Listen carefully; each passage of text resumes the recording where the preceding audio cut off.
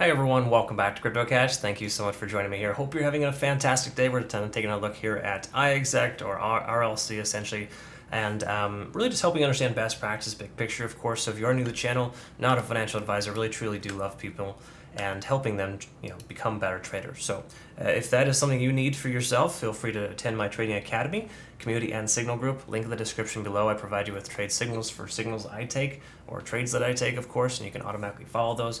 Or more importantly, just my Trading Academy where you can learn to be a better trader. And I've got a lot of graduates recently thanking me for the experience, and it's really nice to be able to be part of that. So thank you so much as well for the extremely grateful. I'm extremely grateful, of course, for that feedback. So taking a look here at RLC, pretty straightforward stuff here in the sense of the fact that we're still trending upwards in the regard of the simple moving average, kind of working as its benefit here. So the 20-day SMA, which is typically not the strongest moving average, it does indicate and highlight short-term increases, and it's basically holding as a support level here. So if we kind of see this little support, we can see, of course, the price action holding in place there. That being said, the 50 is also trending below, so that's a good sign as well. We want to keep the 50-day SMA below us. More importantly, we want the 200 on the lower half. In other words, price action being above the 200 at this point implies if today closes above that level, we could and very well should see that hold as a support level. Again, it's been up and down, wavering a lot between above and below the 200. So it's not going to be like a definitive line in the sand if we close where we're at, but it's going to be very helpful in the overall sense to average that price up and to give us a larger volume profile at this specific point, right? If we can get a larger volume profile above a key level of supports, that's a really important thing. So to me, I think that's looking pretty good in that regard. We want to look also at the RSI, not completely overextended yet. There is still room for growth. Just know we can see a pretty obvious line here, whereas there's a strong resistance level at this Fibonacci retracement line about 148. So potential rejection points, or could be an established support level. It's too early to tell, but that is definitely something worth paying attention to. We have MACD convergence forming, but it hasn't fully converged. So again, basically just telling us the momentum has shifted where the 12-day intersects with the 26 in upward fashion, and effectively lets us know that the momentum is switching from bearish to bullish. So again, there's definitely some momentum with this obvious uptrend here. I think we're upwards about 14%. In fact, that looks like it was peaked up pretty high here in the last 4 hours. So let's go ahead and see what that looks like for us. So first of all, we're hitting 70 on the RSI, potential rejection point. Once again, 148 could also be that as well. If it can stay above this level for some time, another just say 4, 8, 12 hours, then we could experience the consolidation at that level and the price action staying there. That would be positive, very beneficial, and helpful. Taking a look at the MACD, really just telling us that obviously it shifted momentously to the upside, as we can kind of indicate here in the recent past. And then the very last thing we want to look at would be overextension, which there is no overextension based on the simple fact that the price action is, of course, still continuing higher, and it just started doing that 12 hours ago. So hypothetically, we could see another 24 hours of upside from RLC. Again, is there a guarantee that's going to happen? No, but it does have a lot of momentum, and as long as the volume can continue to stay where it's at, then it should be in pretty good shape. And if we look at the history though, 3 white soldiers, we could very well see something along those lines here too.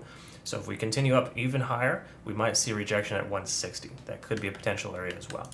So I'd just say be patient and let this one kind of play.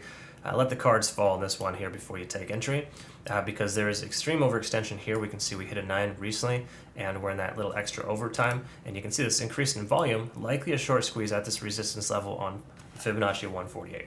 That happens quite a lot. In fact, it happened yesterday with us yesterday for, what was it, Chili's, I think it was? Had like a massive 10% spike in a 1 minute period. It hit our stop loss. Thankfully, we got out, and it was all good. But on the same accord, it eventually came back down, and that's usually what happens. So if you take a look here, the likelihood of the price coming down to consolidate at this area is extremely high, but it could even continue lower. So again, there's no guarantees on that, but when you see an overextension of this size, it really shouldn't be as high as it is right now, and the likelihood of a pullback would be, I would say, higher. Because if you take a look here, last time we saw an increase in price, the price came up a decent percent. Like how much percent was that? That was an 8% increase in a 1 hour period. It was followed by a lot of volume to the downside, and this actually corrected itself here, right? So again, with this increased volume here, likely a short squeeze, we could very well see the price action consolidate where it's at. So all in all, what we want to kind of look at, the very last thing I would say would be the cloud. Oh, no, forget it. it's good. We're good there. No, in other words, when you see the cloud like this, it really just implies that there's no reason to even consider using that as a potential indicator, because it's just the price action is so high and so overextended, it's not even funny. And RSI being closer to about 85 on the 1 hour does concern me a lot here. Let's see where we're at for standard deviation and see if we're above. We're actually working well within. So in other words, the amount of volume is equivalent to the highest point in which the standard deviation basically is for the volume weighted average price. So what this is basically telling us is that while the price is actually increasing quite significantly, it has the volume to back it up, and that's a good sign, right? If these lines here, for example, were underneath the price action, then we'd experience a stronger pullback. But since there's volume to complement that, it really helps us understand that this is actually a fairly healthy increase, even though it's a lot faster than it should be, right? So again, just some things to kind of think about there generally. RLC, I would say, is in decent shape.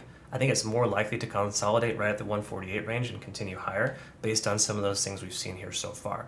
But again, definitely no guarantees. Set a stop loss, trailing stop loss, and then obviously consider isolated versus cross margin if you're using obviously leverage. So just be cautious and careful is all I can say. Use low position sizing for leverage positions. That's what we do as a community, at least in bearish type of markets, which we're in right now, and it really helps you kind of stay in the game without getting stopped out.